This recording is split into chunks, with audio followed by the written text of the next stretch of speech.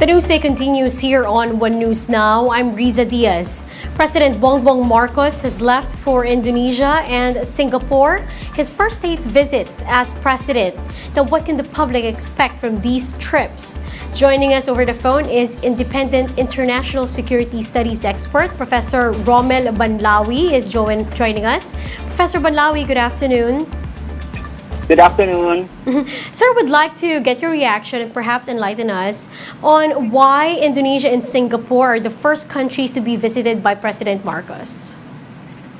But for me, it's an exemplary way to demonstrate to the whole world that President Bongbong Marcos prioritizes ASEAN as the cornerstone of our foreign and security policy in the Indo-Pacific, especially that the Philippines is one of the founding members of ASEAN, along with Singapore and Indonesia also, and two other founding members. So it only tell the whole world that ASEAN is central to Philippine foreign policy. And for me, it's an excellent way to do that. So rather than visiting any other countries, visit the two very important neighbors, and that would be Indonesia and Singapore. Professor, the officials are saying that the West Philippine Sea issue will likely be tackled during this visit. What are your expectations on this? Well, we expect the support of Indonesia and Singapore to accelerate the discussion on the code of conduct in the South China Sea in order to reach its final conclusion.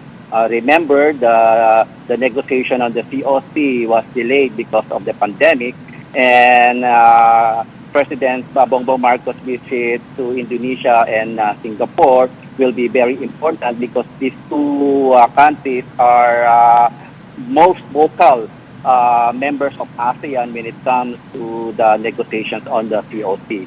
So I hope that President Bongbong Marcos' visit with Indonesia and Singapore will yield some very good outcome, and that will champion Philippine position when it comes to the code of conduct.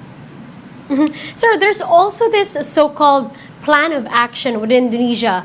Do you have any information as to what will be the coverage of that agreement? In my understanding, the plan of action will cover comprehensive issues. In fact, it's a comprehensive plan of action with the intention to broaden and deepen the bilateral relationship of Indonesia and the Philippines on various areas, and that will include defense and security cooperation, and also economic and cultural cooperation. But for me, as an observer of security issues in the region, I'm paying more attention on the security aspect of their relationship, especially the relationship of the two countries when it comes to the security of Sulu and Celebes, because these two major waters are vital for the economic well-being and even security of both nations. And the cooperation between the two countries in securing the Sulu and Celebes will be vital also for the security of the entire region. And I look forward to see specific plans of action between the two countries on how to pursue greater security cooperation to promote the security of Sulu and Celebes. Lastly, Professor, are there other matters that you expect to be tackled in this visit? Well, I also expect the two countries to talk about counter-terrorism cooperation, because that's the one I am observing also, the counter-terrorism cooperation, especially in the light of the 5th anniversary of the liberation of Marawi. Remember, during the Marawi siege of 2017, we discovered foreign terrorist fighters coming from Indonesia and also Malaysia. And I look forward to see the two countries also deepening their cooperation in the area of counter-terrorism, in order to prevent foreign terrorist fighters to use Southeast Asia as their major area of operations in Asia. And also, we want to learn more from Indonesia, their achievements in promoting counter-radicalization and de-radicalization and encouraging terrorist fighters to move away from terrorism. So I hope that that the two countries will share more information about counterterrorism matters in the region. Well, thank you, sir, for sharing with us your time and your insights. That was Professor Rommel Banlaoi. Thank you very much. Good afternoon. Meanwhile, Vice President Sara Duterte has been designated as the country's officer in charge while Marcos Jr. is away for state visits. From September 4 to 7, Duterte is tasked to oversee the day-to-day operations of the Office of the President and the Executive Department. All agencies and instrumentalities have been ordered to assist the Vice President. In previous administrations, OIC role was often given to the Executive Secretary or some senior cabinet member. We'll be back with more stories after the break. Keep it here on One News.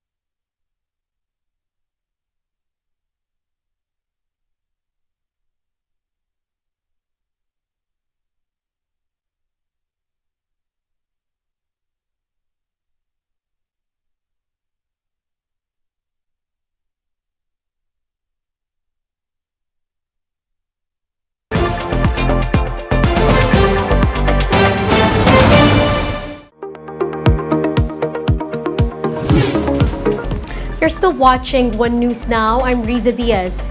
The Japanese yen is at its weakest since 1998, or more than 2 decades. With that, it's a bargain to shop in Japan with US dollars these days. Let's watch this. Poke is now $1.11. My favorite mayo, $2.13. Bread, $1.34. And these chips just 91 cents. Yes, the Japanese yen is weak. Falling to 140 yen per 1 US dollar, we haven't seen it reach this level since 1998 when they were calling it a once-in-a-generation yen volatility. And a lot of it has to do with the rising interest rates in the US. As the Fed raises rates to address inflation, the Bank of Japan has a totally different game plan. It wants to keep rock-bottom interest rates. Why? Well, Japan had long struggled with the threat of deflation, and the finance ministry still looks reluctant, so the gap is widening, making the yen weaker and weaker. No one knows exactly how long this will last, but for now, those living in Japan face price hikes as companies pass on higher production costs to consumers. Thousands of food items are roughly 16% more expensive than a year ago, according to Teikoku Data Bank, and traveling abroad is expensive. On the flip side, if you're visiting here, that is once borders reopen completely, enjoy it, because for you, everything in Japan is pretty much on sale. Let's now take a quick look at today's other top stories. The Social Welfare Department says the third leg of the educational aid distribution went smoothly. On Saturday, almost 90,000 beneficiaries received assistance amounting to over 220 million pesos. The National Police reports that index crimes are down by at least 11% during the first 2 months of the Marcos administration. This is over 600 cases lower than the same period last year. And Typhoon Henry, with international name Hinnamho, has exited the Philippine area of responsibility, but it is still expected to enhance Habagat, which will bring rains over Luzon. Now, for more updates, visit News 5, The Philippine Star, and Business World Online. Visit our website, onenews.ph, for more in-depth analysis. You can also catch One News on Signal Play app. Register for a free account now at www.signalplay.com and stream One News live anytime, anywhere. Mask on, wash hands, and stay safe, Philippines. I'm Riza Diaz. We are One News.